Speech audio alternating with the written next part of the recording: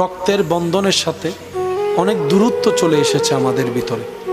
আজকাল কেউ কারো বাড়িতে তেমন যাওয়া আসা, আর যাবেই বা কেমনে, গেলেই তো বদনাম, গেলেই তো পেঁচ, গেলেই তো এটা, কেউ কারোর সাথে ভালো সম্পর্ক আমরা রাখতে জানছি না, যার কারণে দিন দিন সম্পর্কগুলা দূরত্ব হয়ে যাচ্ছে।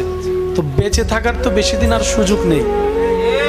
যেভাবে অপরিচিত হওয়া শুরু করেছে রক্তের মানুষগুলা, নতুন প্রজন্ম হয়তো অনেক আপন কাছের সম্পর্ককে এখন চিনতেই পারে না, নামটাও জানে না।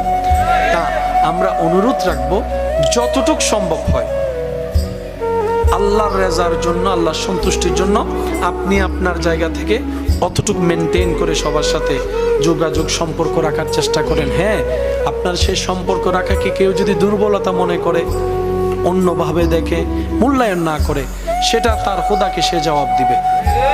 আপনি রবের কাছে ক্লিয়ার থাকবেন। আল্লাহ তাআলা আমাদের সবাইকে বুঝার তৌফিক দান করুন।